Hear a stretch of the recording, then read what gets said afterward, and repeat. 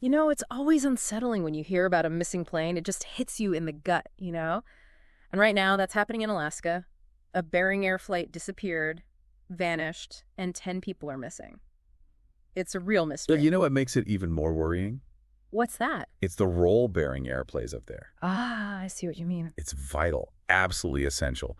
Over 30 communities in Alaska, they depend on this airline for everything. Everything. Like, We're right? talking about, well, like medical evacuations, Oh, wow. supplies, mail, even just, seeing family. Wow. Yeah, thousands of passengers and tons of, well, crucial goods they move every year. Yeah, I can see why this is such a big deal. So we've got a ton of news reports, articles, the whole works, and it's a pretty intense story. Oh, yeah. So let's get right into it. Okay. What exactly happened to this flight? Okay, so Bering Air Flight 455, it was a Cessna 208B Grand Caravan EX. Took off from Unalakleet, pretty routine flight to Nome, 9 passengers and a pilot. But then, well, not long after it took off, around 3:18 p.m. local time, the plane just, well, it went silent, disappeared from radar, just like that. And where was it last seen? Do they know? Last radar contact put it over Norton Sound, about 12 miles offshore. Okay. But here's where it gets, well, ominous. Okay. The weather. Absolutely brutal. Light snow, freezing drizzle, visibility like down a half a mile, and wind gusts up to 35 miles an hour. Whoa, that sounds really dangerous. It was. And there were reports of potential icing conditions. Oh, no. Yeah, for aircraft. Icing is one of the, well, one of the most dangerous situations you can get into. Ice building up on the wings, disrupting airflow, makes it so hard to control the plane. Okay. Yeah, that's definitely a recipe for disaster. So Yeah. we're getting a sense of like how difficult this is. But can you tell us a little more about Bering Air? I mean, they're clearly a big deal in Alaska. Oh, absolutely. Yeah. Bering Air is like, they're the heart of transportation for so much of Alaska. Correct. It's way more than just an airline. It's a lifeline for these remote communities. You got to think, for a lot of people, a Bering Air flight isn't like a luxury. It's the only way they can get essential services or connect with the outside world. Yeah, wow. So their flights are really a part of everyday life there. And it looks like they're stepping up too. Bering Air is actively helping with the search and rescue, working with the authorities. Yeah, that's right. Totally committed to finding the plane and everyone on board. Okay, so let's talk about the search itself. It sounds like a huge effort. Who's involved? Well, it's, I guess you'd call it an all-hands-on-deck situation. Got it. You've got the U.S. Coast Guard, the Air Force, Alaska State Troopers, even the Nome Volunteer Fire Department. It's a massive multi-agency effort. Wow.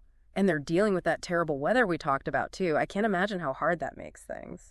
Honestly, it's a nightmare scenario. Low visibility, snow, freezing drizzle, crazy winds.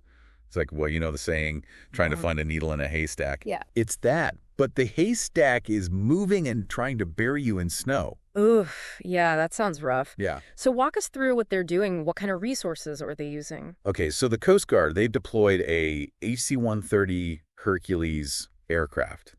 It's basically, it's a flying fortress of search and rescue tech. A flying fortress. Yeah, it's got this incredible range, can fly low and slow, packed with advanced radar and sensors. Wait, what kind of radar? Can it, like, see through the snow and bad weather? Well, yeah. They're using something called synthetic aperture radar, SAR for short. Okay. It's amazing. It can actually penetrate cloud cover, even see through light snow to find objects on the water, or even partly submerged. Wow, that's impressive. But with all that, the weather must still be a huge obstacle, right? Oh, yeah, absolutely. Yeah. SAR's great, but it's not perfect. The conditions out there are really pushing it to its limits. They're also doing ground searches, along the coastline between Nome and Topkok. Uh-huh. They're using snowmobiles, ATVs, anything to cover as much ground as possible. But again, the weather makes it incredibly slow going. It sounds like they're fighting the elements every step of the way, but they're still out there. Yeah, that's right. They're driven by, well, a mix of hope and duty, I guess. They know every minute counts, and they're not giving up. It's hard not to think about the human side of this, too. The families of those missing. Yeah. It must be agonizing waiting for any kind of news. Yeah, it's heartbreaking. The Norton Sound Health Corporation, they've set up support for the families.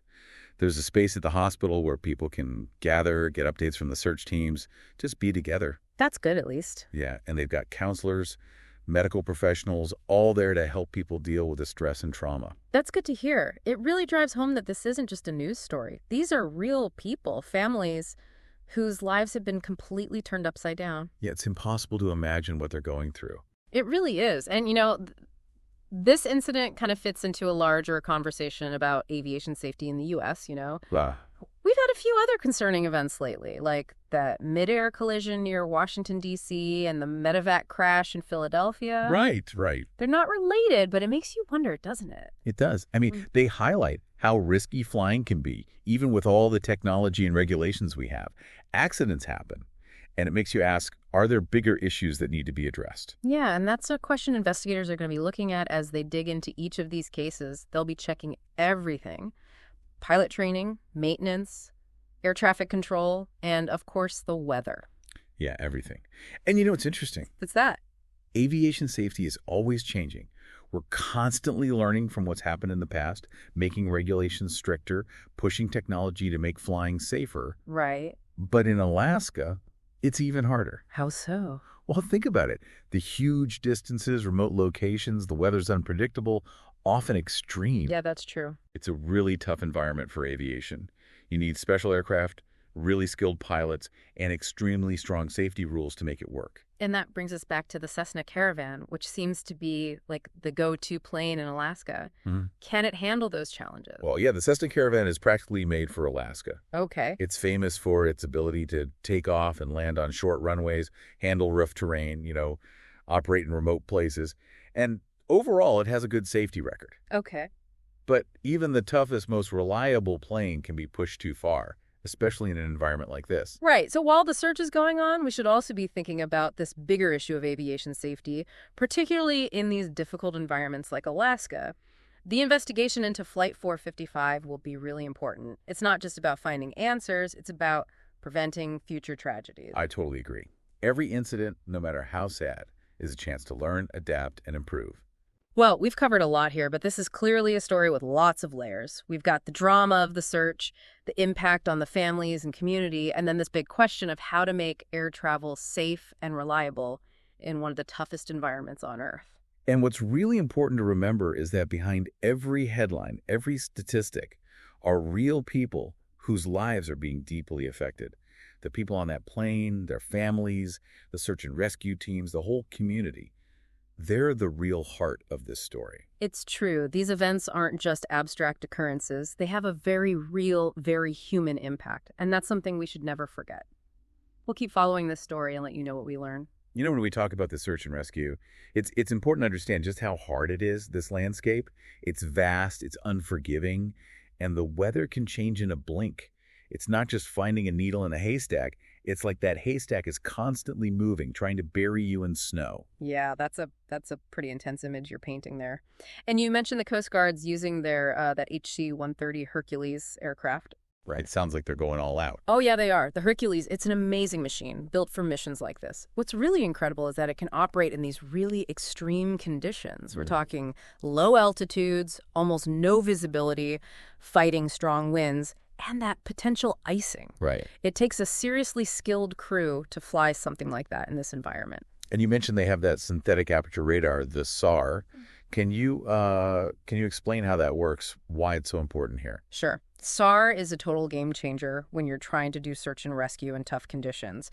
Basically, it sends out radar signals that bounce back from the surface.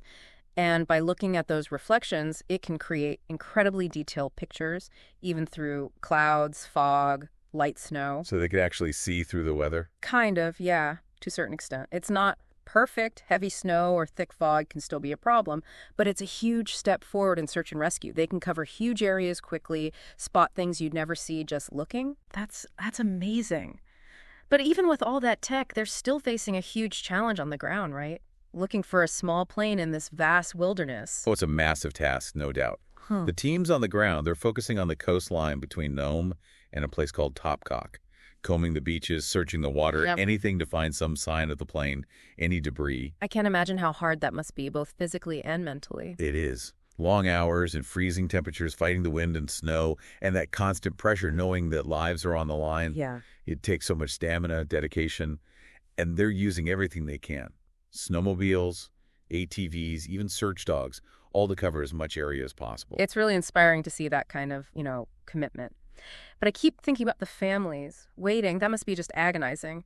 I saw in one of these reports that the Norton Sound Health Corporation declared a community medical emergency. What does that mean in this situation? That's a good question. It's not like, a normal medical emergency like a disease outbreak or something. It's recognizing how this event is impacting the whole community, emotionally, psychologically. So it's more about the mental health needs of everyone involved. Exactly. They're acknowledging that the stress, the anxiety, the grief, the uncertainty can really affect people's health. It's about being proactive, offering support before it becomes too much. That makes sense. It shows how important mental health care is, especially in a crisis. It's not just physical injuries, it's those invisible wounds that trauma can leave. Absolutely. And I think it really shows how compassionate the community is. They're not just focused on finding the plane, they're focused on taking care of each other, helping those who are hurting, recognizing how this impacts everyone. It's really, really inspiring to see that kind of community support. You mentioned before that this is part of a bigger conversation about aviation safety in the U.S. And even though flying is statistically very safe, there are always risks, especially in places like Alaska. That's a really important point. We hear all the time about how safe commercial aviation is, and it's true. Flying is remarkably safe. But those numbers don't tell the whole story, especially when you consider the challenges of flying in these remote places like Alaska. What are some of the things that make it more risky to fly in Alaska? Well, first, you've got the huge distances. Flights in Alaska can be hundreds of miles over really remote areas, far from any major airports or help. Then you've got the weather, notoriously unpredictable, changes fast. Snowstorms, freezing rain, high winds, fog, all of it can make flying incredibly dangerous. And there's also the problem of just not having a lot of infrastructure in many areas. Right, exactly. A lot of communities in Alaska can only be reached by plane, so they depend on these small, often unpaved airstrips. And those can be hard to land on even in good weather. They don't have all the fancy navigation aids and lights that you find at bigger airports. So it's a whole bunch of things. Yeah. The distances, the weather, the infrastructure, it all adds up to a much higher risk. Exactly. And that means you need a different approach to safety. You need pilots with special training and experience, planes that can handle these conditions, and a really good understanding of the unique risks of flying here. And when accidents do happen, the consequences are more severe because it's so remote, help is so far away. It's a tough reality. It is. And I think it's important to remember how vital small airlines like Bering Air are to these communities. They're not just companies, they're lifelines, connecting people to essential services, medical care, the outside world. Yeah, they're a key part of life in Alaska. Exactly. And this incident, as tragic as it is, I think it really highlights how important it is to keep working on aviation safety in these challenging environments. It's about investing in the technology, the training, the infrastructure to reduce the risks and make sure these vital air links stay as safe and reliable as we can make them. Now, we've talked a lot about the search and rescue, the challenges of flying in Alaska, and how this is affecting the community. But there's another piece we need to discuss. The investigation. What happens once they find the plane? That's when the real detective work begins. So we've talked about the search and those unique challenges of flying in Alaska, but as we wait for news, what happens next? I mean, what happens if they find the plane? Well, that's when the investigation really starts. The National Transportation Safety Board, the NTSB, they'll take over. Right, the NTSB. Yeah, they're the folks who investigate every civil aviation accident in the U.S. Independent, and their job is to find out not just what happened, but why. I imagine it's got to be more than just looking at the wreckage, right? Oh, absolutely. It's a really thorough process. They'll go over every single piece of the plane, analyze the flight data recorder, the black box, talk to witnesses, look at maintenance records, weather reports, air traffic control conversations. I mean, everything. Yeah. No stone unturned. I bet some people wonder why they go to all that trouble, especially if it seems like bad weather was the cause. Yeah, I can see that. But even when it seems obvious, there could be other things that played a part. Maybe a mechanical problem, a problem with the de-icing system, or a miscommunication with air traffic control. So it's about stopping it from happening again, not just pointing fingers. Exactly. The NTSB, they want to learn from every accident and then make recommendations to make flying safer. Their findings could change regulations, pilot training, how planes are designed, even weather forecasting. It's kind of amazing, actually, that something like this, as tragic as it is, could actually make flying safer for everyone in the future. Yeah, it really is. It shows how committed the aviation industry is to learning and getting better. It's hard not to think about the families, though, waiting and wondering, facing something, Something unimaginable. It's true. The human cost, it's just impossible to measure. And it reminds us that every time there's an aviation accident, real people's lives are changed forever. And it's not just the families, it's the whole community. What strikes me is how resilient Alaskans are. Even with this tragedy, they're coming together, helping each other, finding comfort, holding on to hope. It's really powerful how strong human connection can be. It really is. This story, it's not just about a missing plane. It's about how strong the human spirit can be, how we can endure, hope, and find strength in the face of, well, in the face of terrible things. Couldn't have said it better myself. We've covered a lot in this deep dive: the crisis, the technical side of aviation up there, the impact on people, and how things might change in the future. But as we wrap up, I'm left thinking, what could make air travel in these remote places like Alaska even safer? What innovations do we need to make it more reliable? That's the big question, isn't it? We've made so much progress with technology and safety, but we can always do better. I think we'll see planes that can handle even worse weather, maybe more autonomous systems to help pilots in tough situations, and who knows, maybe even new ways to communicate with planes in remote areas, even if there's an emergency. It's a challenge that'll take, well, collaboration, creativity, pushing the limits of what we can do. And it's a challenge worth taking on. Because for people in Alaska and other remote places, safe and reliable air travel, it's more than just convenient, it's a lifeline. This has been a tough but really fascinating look at a story that's still developing.